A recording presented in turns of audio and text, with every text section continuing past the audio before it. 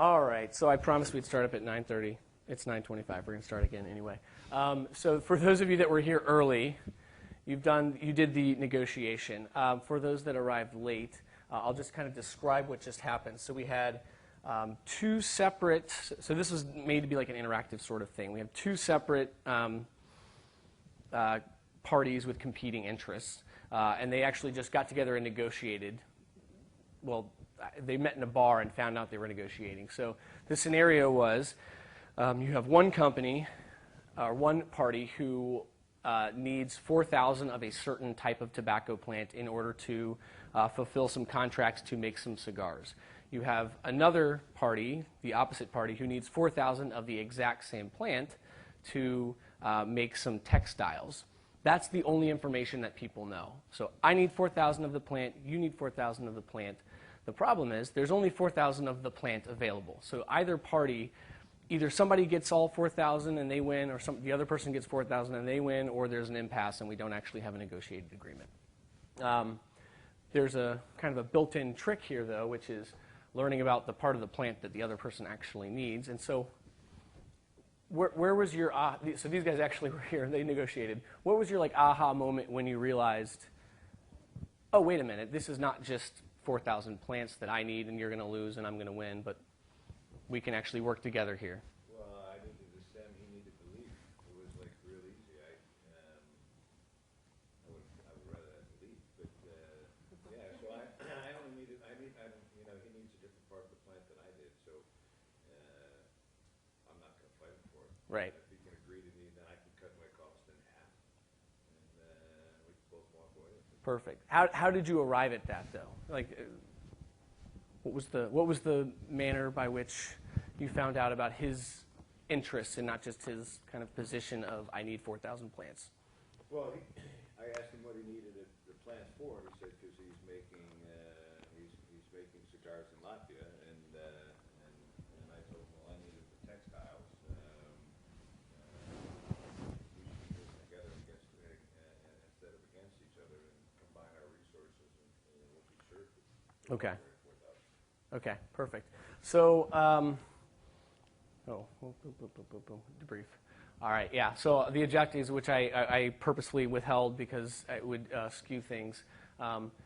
Upon completion, you will be able to apply negotiation skills towards creating better relationships with your wife, with your consultants, with everyone else. I can't promise that, but I will make at least one major point that I think you guys arrived at in terms of how you approach your day-to-day conversations. The biggest point here that we're going to make in the next just 10 minutes, and we'll get you out of here, is to focus on each other's interests, not your positions, and we'll kind of parse that out in a second. And then you'll be encouraged to learn more about negotiating skills. So if I do a terrible job, at least you'll go get a book to like undo the bad that I've taught you.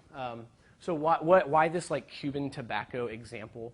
So this case is actually typically presented in first year negotiating classes in business school. The two groups that actually did it, I heard them in the hall. They arrived to the same conclusion that you did. Surprisingly, usually about 2/3 of the people arrive at this conclusion whereby you realize that you can actually work together. 1/3 of people usually reach like an impasse, and when I describe that actually you could have worked together, they all start looking at their paper like they forgot to read something, or they missed an instruction or something like that. So I think this is a great case in that the setting here was you're in a bar, right? You're just talking to this guy over here, and you realize that right here in this bar, I've come across an opportunity to negotiate. So there's value creation opportunities in everyday conversation, and so I hope that just one of the points I'd like to make today is that you're just open to it, and every conversation you have, there's an opportunity to have some discovery of the other party's interest and come up with something creative and beneficial for both and that creates value for both. I'd like you to approach conversations as collaborators. So when you go into a negotiation for anything with your wife about going to Latvia, with a job negotiation, you guys are really partners in this, and everyone benefits if you approach it that way.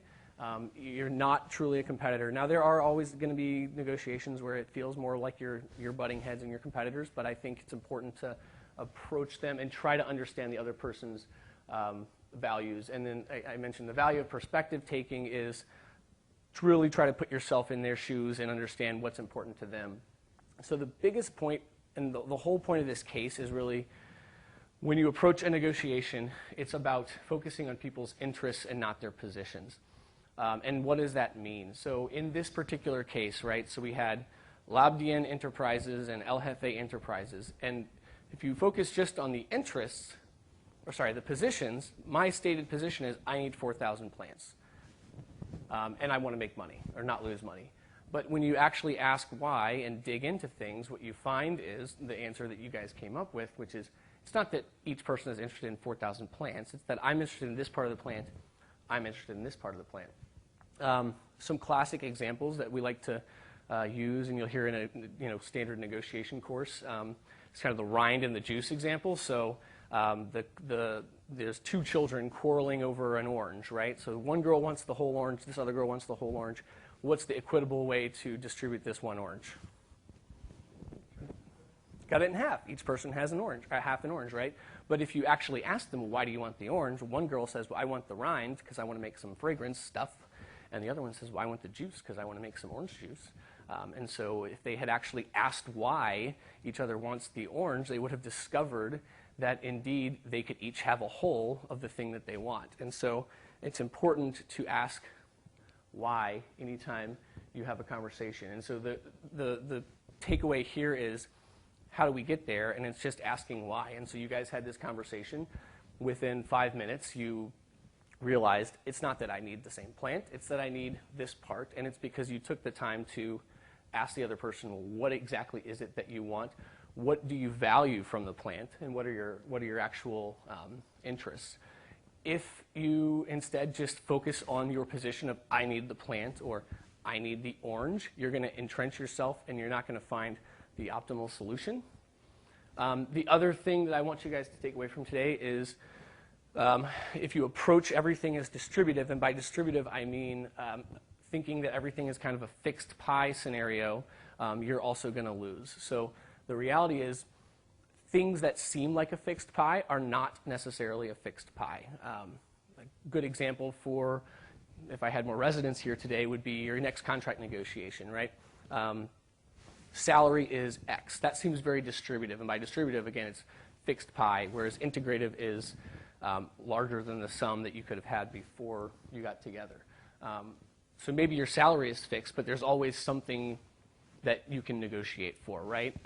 This is my fixed salary, but maybe you can give me some buy-down time and I can do some academic work because you guys value academic production. I value my time and would like time to do that. So really, it's important when you approach your next negotiation to be creative, understand what they value, and use that to your advantage, and try to create more value for everyone and not just set yourself on this kind of fixed pie notion. So in closing, you guys nailed it. Good job. Again, the key takeaway here is it's important that when you approach a negotiation, you really try to understand the other person's values and interests, and not just their stated position. I think people are tempted to approach negotiation as, I've got my stuff and I don't want you to have, and I'm going to give you as little as possible and that sort of thing. If you approach things that way, you're going to lose before you start. So it's important really to just ask a lot of questions, understand the other person's values, and that will take you far. Interactions with patients, for example, you can see where this is helpful. There's always the patient that wants to leave against medical advice. It's always easy to just say, all right, fine, get out of here. But if you truly ask them, why do you want to get out of here? What's your deal? You can usually come up with something that's a little bit better of an opportunity or outcome for everybody. So any questions, thoughts on this? This is my biggest take home, other than the focus on interest and not positions, is if you want to know more, this book is like basically the starter book on negotiations from the Harvard Negotiating Project. It's like 80 years old. It's been updated a bunch of times. But If you want to know more about how to approach your next contract negotiation or just how to have everyday conversations that are better for you and better for everyone involved, this is a great book. It's an easy read. I read it on the beach somewhere once, so I think you'll enjoy it. But thanks, guys, for coming at 9 a.m. on Friday after the Rams party. So.